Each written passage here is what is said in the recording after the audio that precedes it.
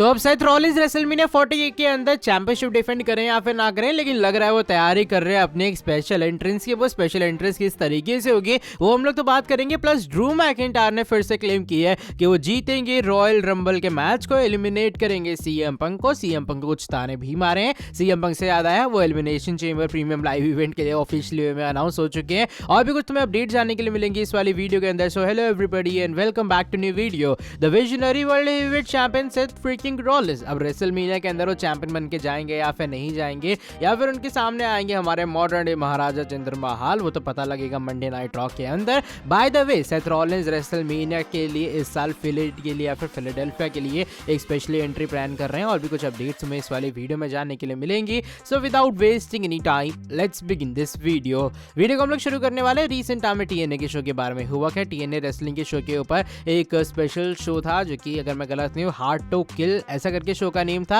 अब इस शो की एंडिंग के अंदर एक मिस्ट्री पर्सन को अपीयर होना था। अब वो मिस्ट्री पर्सन जो है वो और कोई नहीं बल्कि हमारे शो ऑफ डॉल्फ जिगलर होते हैं। अपने रियल नेम से जिगलर आए, उन्होंने आके अटैक किया उनके मेन चैंपियन के ऊपर एंड उसके बाद जिगलर ने जाके क्राउड के बीच में सेलिब्रेट भी किया। और ये बात पूरे तरीके से कंफर्म है कि जो जिगलर है अब वो पार्ट होने वाले हैं टीएनए कंपनी का। तो बहुत सारे लोग अब जिगलर को as a new baby face या फिर as a new face of TNA भी बता रहे हैं। ऑफ कोर्स मुझे लग रहा है वो बेबी फेस तो नहीं होंगे, चाहे वो विलन हो चाहे बेबी फेस हो, लेकिन क्राउड की तरफ से होली शिट के भयंकर वाले चैंट्स भी हुए। देखो मुझे देख के अच्छा लगा ना कि जो अपने जिगलर है वो नॉर्मल एक टिपिकल एक्स डब्ल्यूडब्ल्यू स्टार की तरह नहीं कर रहे कि वो जा रहे हैं भाई किसी और कंपनी के अंदर एडब्ल्यू में जाते हैं, वहां पे कुछ महीने तक हाइप रहती है फिर हाइप चली जाती है। जिगलर है पहले एनजेपीडब्ल्यू में भी अपीयर हुए किंगडम वाले शो के ऊपर, और अब यहाँ पे भी टीएनए के ऊपर आए हैं हमारे शो ऑफ। तो ये कुछ अभी फिलहाल चीजें हमारे कर रहे हैं जिगलर, जो कि मुझे देखे टू बी वेरी ऑनेस्ट काफी अच्छा लगा। जिस तरीके से जिगलर का टैलेंट है उन्हें वैसे सपोर्ट और क्राउड की तरफ से वैसा रिएक्शन मिला है। बात हम लोग करने वाले नाओमी के बारे में भी,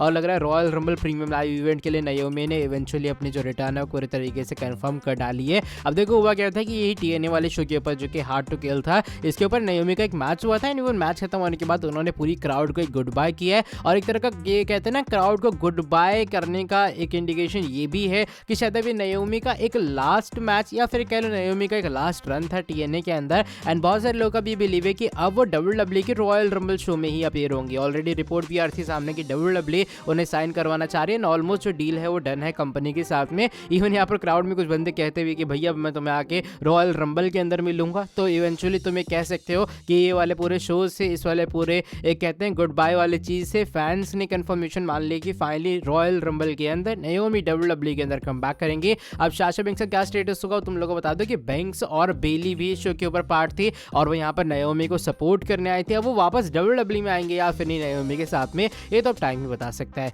बात हम लोग करते हैं हमारे former WWE champion the Scottish warrior Drew McIntyre के बारे में। एंड मैकिंटायर भी हल्का सा भड़के हैं एक बार फिर से सीएम पंक के ऊपर। हुआ क्या सीआर से कुछ घंटे पहले जो सीएम पंक को लेकर एक वीडियो डाली मैकिंटायर ने अपने ऑफिशियल ट्विटर अकाउंट के ऊपर, जिसका एक मैं स्क्रीनशॉट डाल दूंगा। ये उनकी टिकटॉक अकाउंट की वैसे वीडियो है। यहाँ ड्रू मैकिंटायर कहते हैं देखो जो इंसान सबसे ज्यादा झूठ बोलता है कि भाई वो ऐसा है वो वैसा है, वो आज इस लाइव इवेंट के अंदर नहीं है। मैं बात सीएम पंक के बारे में कर रहा हूँ। सीएम पंक कहते हैं वर्क हॉर्स है, वो ऐसा है वैसा है, लेकिन एक्चुअल में ड्रू मैकिंटायर वो इंसान है जिन्होंने डब्ल्यूडब्ल्यू के अंदर बहुत सारी चीजें की हैं। एक हिपोक्रेट एक लायर करके सीएम पंक को मार्क किया मैकिंटायर ने। एंड इवेंचुअली उन्होंने ये भी क्लेम किया कि वो जीतने वाले रॉयल रंबल को एलिमिनेट करेंगे सीएम पंक एंड बाकी सुपरस्टार्स को। और जो मोमेंट उन्हें बहुत पहले मिल जाना चाहिए था, अब मोमेंट फाइनली उनसे कोई नहीं छीन सकता बिकॉज रॉयल रंबल एक बार फिर से ड्रू मैकिंटायर जीतने वाले हैं। तो ये कुछ मैकिंटायर का दावा है। सीएम पंक को कुछ ताने हैं हमारे स्कॉटिश वॉरियर की तरफ से। अब देखते हैं क्या होता है रॉयल रंबल शो के अंदर। To be very honest I don't think so कि ड्रू मैकिंटायर न्यू चैंपियन बनने वाले हैं,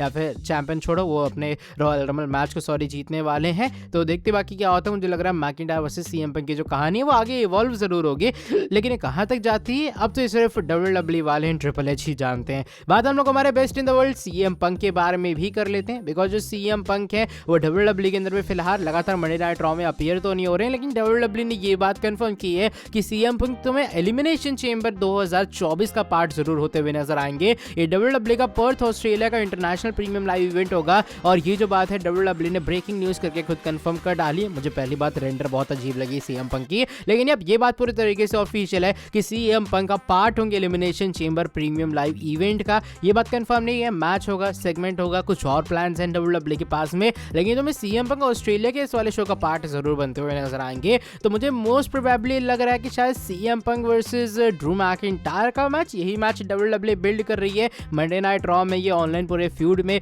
जो कि ड्रू मैकिंटायर कर रहे हैं, लगातार शॉट्स ले रहे हैं सीएम पंग के ऊपर। तो मुझे लग रहा है इन दोनों का ही मैच होगा। आई गेस वही होगा ना कि सीएम पंग रॉयल रंबल जीतेंगे, मैकिंटायर को एलिमिनेट करेंगे, मैकिंटायर कहेंगे भाई ऐसा हो गया वैसा हो गया, चीटिंग से एलिमिनेट किया। सो दैट्स व्हाई इन दोनों का मैच सेटअप होगा इस वाले पूरे शो के लिए। बाकी क्या होता है आने वाले टाइम में, एलिमिनेशन चेंबर देखने में मजा तो जरूर आएगा, बिकॉज ऑलरेडी ये इंटरनेशनल शो था और अब शो बड़ा और इसलिए बन गया बिकॉज सीएम पंग के शो का पार्ट बन चुके हैं। बात हम लोग करने वाले हैं आज की हमारी फाइनल न्यूज के बारे में भी है, हमारे world heavyweight champion the visionary the revolutionary यानी कि सेथ फ्रीकिंग रॉलिंस के बारे में जुड़ी है। सेथ रॉलिंस वर्ल्ड चैंपियन है, रेसलमेनिया 40 के अंदर वो चैंपियनशिप के साथ में एंट्री लेंगे या फिर नहीं, अभी तो रेसलमेनिया 40 की उनकी एंट्री ही बता सकती है। लेकिन बाय द वे तुम लोग को बता दो, रिसेंट टाइम के अंदर एक रिपोर्ट आई है सामने, रिपोर्ट के अकॉर्डिंग जो सेथ रॉलिंस है उनकी एक पिच है बेसिकली, और वो पिच ये है कि उन्हें एक पुराना थीम सॉन्ग वापस लाना है अपने रेसलमेनिया के एंट्रेंस के अंदर, ताकि वो चीजें स्पेशल हो सके। जो स्क्रीनशॉट अपडेट का तुम लोग देख पा रहे हो, यहाँ पर इस अपडेट का माना यह है, WWE source mentioned there was a pitch to have Seth Rollins bring back one of his previous theme songs for one of appearances